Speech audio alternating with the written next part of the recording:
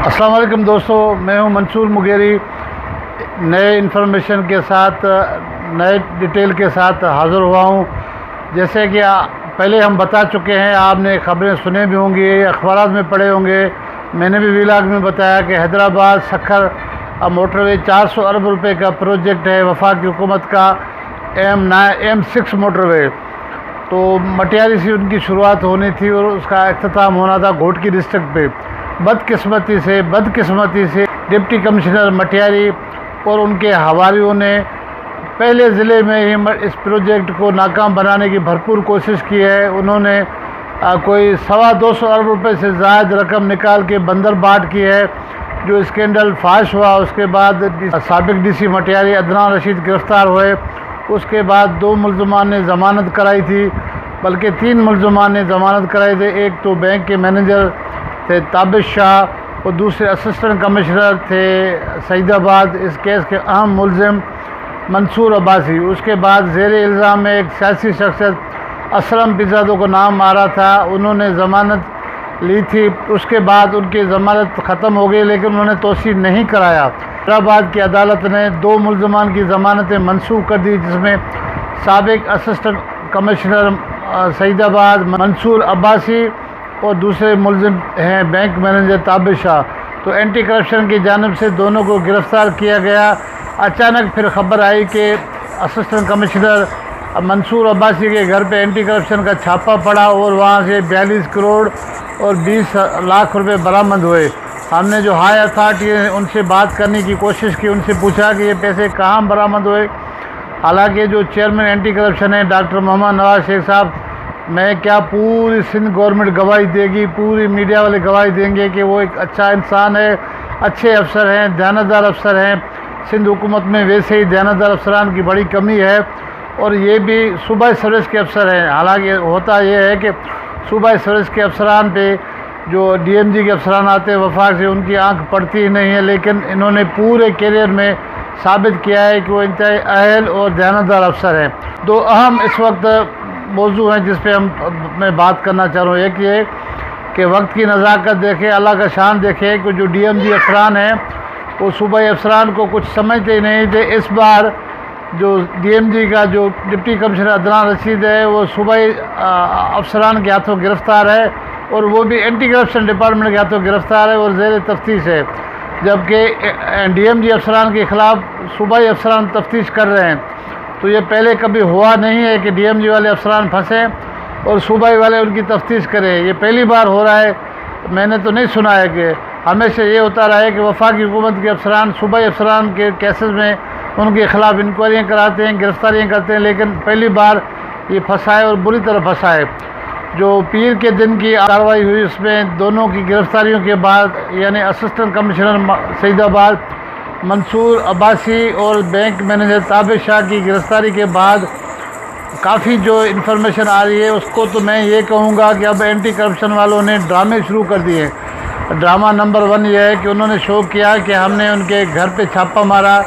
जो सईदाबाद ऑफिस है वहाँ उनका घर है, वहाँ पर छापा मारकर 42 करोड़ और 20 लाख रुपए बरामद किए। अब ये कैसे मुमकिन है कि मेन रोड पे उनका दफ्तर है असिस्टेंट कमिश्नर का, वहाँ पर 10-12 दिनों में इतनी बात चली, ऊपर से कार्रवाइयाँ हुई, गिरफ़्तारियाँ हुई। उन्होंने ये पैसे रखे हुए थे कि आ जाए एंटी करप्शन वाली छापे मार के आके लेके जाएं, ये भी नहीं हुआ। और उसके बाद ये है कि उनके घर से भी, ज़ाती घर से भी छापा ना पड़ा, ना वहाँ से पैसे बरामद हुए। तो ये जो हमारे सोर्सेस है उनका कहना है कि ये डील के नतीजे में पैसे इन्होंने वापस कर दिए हैं जो इनका शेयर बना था। जबकि जो डिप्टी कमिश्नर है अदनान रशीद, वो अभी तक पैसे देने के लिए तैयार नहीं है। कैसे तैयार होंगे जबकि उनके पास उनको मेहमानों की तरह रखा गया है। एक दिन के लिए उनको वहाँ पर JIT ने, जो एंटी करप्शन के चेयरमैन की सरबराही में JIT बनी थी, उन्होंने लाकअप किया था।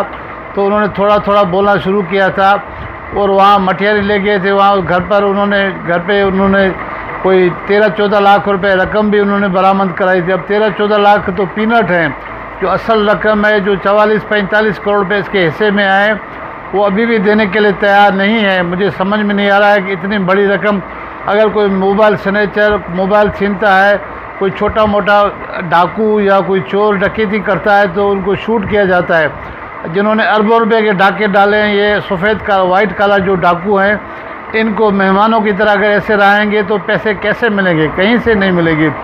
मैं इसमें ये कभी नहीं कहूँगा कि सिंध गवर्नमेंट मुलविस है। सिंध गवर्नमेंट का जो रोल है बहुत ही शानदार रोल नज़र आया है। वज़ीर आला मुराद अली शाह साहब का, चीफ सेक्रेटरी सोहेल राजपूत साहब का, क्योंकि इन्होंने जिस तेज़ी से पकड़ धकड़ की, इंक्वायरियाँ बिठाई, 3-3 4-4 कमेटियाँ बिठाई और फिर इनकी गिरफ्तारियाँ की, वहाँ पर बंदे डिपोट किए, इसमें इस पे इन पे शक नहीं किया जा सकता। लेकिन जो दूसरा साइड है एंटी करप्शन के डायरेक्ट चेयरमैन के अलावा नीचे वाले जो हैं उन पे अब उंगलियां उठने लगी हैं कि वो ड्रामेबाजी कर रहे हैं, वो सहूलियात दे रहे हैं डिप्टी कमिश्नर को, और असिस्टेंट कमिश्नर जो मंसूर अब्बासी है उनके साथ डील हो गई है, उन्होंने पैसे वापस किए हैं। अब यहाँ जो अहम बात है मैं करने जा रहा हूँ कि एक और मुलज़म असलम पेज़ादो जो MNA मखदूम जमीलुज़्ज़मान साहब के कोऑर्डिनेटर है, उन्होंने ज़मानत कराई थी, हिफाजती ज़मानत। जैसे ख़बरें चली तो उनको खौफ हो गया। जैसे कि आप जानते हैं कि एक कहावत है कि चोर के दाढ़ी में तिनका, तो उन्होंने खौफ के मारे जाके ज़मानत कराई। उसके ज़मानत की तोसी कराने वो दोबारा हाई कोर्ट नहीं आए, अगर आते तो उनकी भी ज़मानत कैंसिल हो जाती। लेकिन एंटी करप्शन वालों ने अभी तक उन तक रसाई हासिल नहीं की, अभी तक पकड़ दकड़ नहीं किए। मेरे जो सोर्सेस हैं वो दावा से कहते हैं कि अगर एंटी करप्शन वाले इनको असलम पेज़ादो को ले आएँ, जो तफ्तीश दूसरों से करते हैं, इस हिसाब से तफ्तीश करें तो वो बता देंगे कि कितने पैसे आए और उन्होंने पैसे वो कहाँ रखे हैं और किसको दिए हैं। पॉलिटिकल लोगों को दिए हैं या अपने घर पे रखे हैं या किसी और जगह भी यूटिलाइज हुए। हमारे सोर्सेस का ये भी कहना है कि सूबाई वज़ीर जो रेवेन्यू है महबूब ज़मान साहब, उनके जो कोऑर्डिनेटर है मुसरत जाफरी, उनको भी तफ्तीश में लिया जाए, इन दोनों के ख़िलाफ़ तफ्तीश किया जाए। और उन्होंने दावा किया सोर्सेस ने कि पैसे इन दोनों से बरामद होंगे, लेकिन इस तरफ कोई तवज्जो नहीं दे रहा है। ना तो एंटी करप्शन ने अभी तक कार्रवाई शुरू की है, जबकि नेब हुकाम ने भी अपने तफ्तीश शुरू कर दी है। नेब ने वहाँ गए थे, उन्होंने रिकॉर्ड लेके वापस आ गए। FI की सूरत हाल भी यही है। मुझे समझ में नहीं आ रहा ये किस तरह की तफ्तीश है जो हो रही है, जिसमें जो मेन पॉलिटिकल लोग हैं उन तक अभी तक रसाई नहीं की गई है। होना तो ये चाहिए था कि उनकी गिरफ्तारियाँ होनी चाहिए थे, उनके पीछे जो जितने भी मेन कल्प्रिट हैं उन तक रसाई होनी चाहिए थे। 2.5 अरब रुपए को कम पैसे नहीं हैं, जिस वजह से प्रोजेक्ट जो है इल्तवा का शिकार है। जब तक ये पैसे नहीं आएंगे तो प्रोजेक्ट कैसे शुरू होगा? इतनी बड़ी कार्रवाई होने के बाद इन मुलज़मान को अगर रिहा किया जाए या इन तक दस्तरस नहीं की जा रही है, इनकी पकड़ धकड़ नहीं होगी तो पैसे कहाँ से होंगे? तो वज़ीर आला सिंध, चीफ सेक्रेटरी सिंध को मैं गुजारिश करता हूँ, जो पीपल्स पार्टी की क़यादत है उनको गुजारिश करता हूँ कि एंटी करप्शन के जो नीचे वाले हैं वो कभी भी पैसे बरामद नहीं करेंगे। जो हमारे सोर्सेस बता रहे हैं, जो पॉलिटिकल 2 लोग हैं असलम पेज़ादो और मुसरत जाफरी, उनकी गिरफ्तारी ज़रूरी है, उनको कानून के मूजब तफ्तीश होनी चाहिए तो पैसे होंगे। अगर आप इस तरह से नहीं करेंगे तो फिर जो नौशर व फिरोज़ वाला मामला है उन तक कौन रसाई करेगा? DC तो भाग गया है, जबकि उनके फ्रंट मैन दीगर जो लोग हैं उन तक अभी तक कुछ नहीं हुआ। जो मटियारी वाले मामले पे हमारे सोर्सेस है उनका कहना है कि जो डिप्टी कमिश्नर मटियारी का जो कैंप ऑफिस है वहाँ पर रोज़ाना ये पैसे निकाल के आके बंदर बांट करते थे, जहाँ पर ये दोनों लोगों के बारे में मुख्तलिफ लोगों ने बताया है, जिनका मैंने जिक्र किया है कि वो यहाँ आते थे, वो पैसे वसूल करते थे और पैसे लेके जाते थे। 3-3 4-4 गाड़ियों में बैंक से कैश लेके आते थे। अगर आप 2 अरब 34 लाख रुपए की रकम अभी तक सामने आई है। इनकी अगर 5000 नोट की अगर आप दस्तियाँ भी काउंट करें तो 4 लाख दस्तियाँ हो रही हैं, गड्डियाँ हो रही हैं। 4 लाख गड्डियाँ इन 5000 वाले नोटों की, तो इतनी गड्डियाँ ये निकाल के कहाँ लेके गए हैं जो अभी इनसे मिल नहीं रहे हैं। और जिस तरह से एंटी करप्शन वाले के नीचे हुकाम हैं, नीचे अफसरान हैं, जो तफ्तीशी अफसरान हैं, जिस तरह से ड्रामेबाजी उन्होंने शुरू की है, तो वज़ीर आला सिंध, चीफ सेक्रेटरी साहब को नोटिस लेना होना तो ये भी चाहिए कि एक और कमेटी जो JIT बनाई गई थी पुलिस अफसरान के निगरानी में, उन JIT वालों ने अभी तक कोई प्रॉपर तफ्तीश नहीं की है। हालांकि 2 DIGs हैं, बहुत अच्छे DIGs हैं, अरफान बलोच साहब है और दूसरे खादिम रिद साहब है। अगर इन दोनों के हवाले किया जाए, इनको फ्री हैंड दिया जाए, तो ये जो पॉलिटिकल लोग हैं असलम पेज़ादो, मुसरत जाफरी, इनकी तफ्तीश होनी चाहिए, क्योंकि बड़े बड़े लोगों पे तफ्तीश होती रही है। जनाब आसिफ लजहरी साहब पे तफ्तीश हुई है मुख्तलिफ मुकदमात में, फरियाद तालपुर साहिबा पे तफ्तीश हुई है, बेनज़ीर साहिबा पे तफ्तीश होती रही है और कई वज़रा स्पीकर पे तफ्तीश है।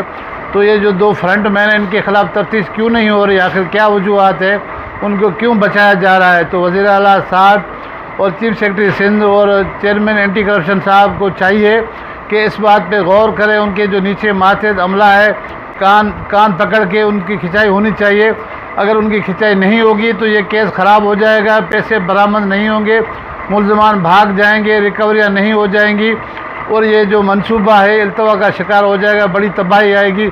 मुश्किल से 400 अरब रुपए का ये प्रोजेक्ट जो है सिंध में हो रहा था, पूरे मुल्क में मोटरवे बन चुका है। बदकिस्मती से हमारे सूबे में अभी तक ये मोटरवे नहीं बन पा रहा है और जो दीगर अकाउंट में पैसे थे वो भी अरबों रुपए में, उनके बारे में भी एंटी करप्शन की जानिब से कोई ब्रीफिंग नहीं दी जा रही है, क्योंकि उन मामलात को भी छुपाया जा रहा है कि ऑयल एंड गैस की जानिब से डिप्टी कमिश्नर के अकाउंट में जो अरबों रुपये आए वो पैसे कहाँ गए, उनके बारे में भी बताया जाए।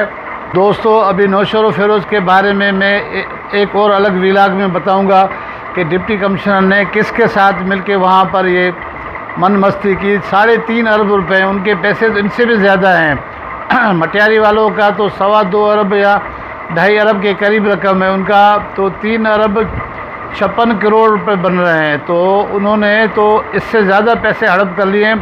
और फ्रंट मैन के बारे में भी बताऊंगा कि वो नई नई गाड़ियां ले रहा है, नई नई गाड़ियों पे घूम रहा है और उनकी तस्वीरें आजकल फेसबुक पे शाया हो रही हैं। वो पॉलिटिकल लोगों के साथ, मिनिस्टरों के साथ, एमएनएस के साथ, वज़रा के साथ उनकी तस्वीरें छप रही हैं ताकि एंटी करप्शन वालों को, दूसरों को ये डरा सके कि मेरे करीब कोई ना आए, मेरे पीछे इतने बड़े लोग हैं। तो उसे इस मामले में जैसे जैसे पेशरफ्त होती रहेगी मैं आप दोस्तों को अपडेट करता रहूँगा। ये सिंध के पैसे हैं, सिंध के अवाम के पैसे हैं जिन पे ये डाका डाला गया है और किसी भी तरह डाकुओं को माफ़ी नहीं मिलनी चाहिए। इनकी हमेशा हम लोगों को, अवाम को, इदारों को अपडेट करते रहेंगे। तो गुजारिश है कि जो पहली बार मुझे देख रहे हैं या काफ़ी मरतबा देखा है वो चैनल को ज़रूर सब्सक्राइब करें ताकि आप तक अच्छी और दुरुस्त मालूमात आप तक पहुँचाऊँ। मुझे दीजिए इजाज़त, फिर मुलाकात होगी। अल्लाह हाफ़िज़।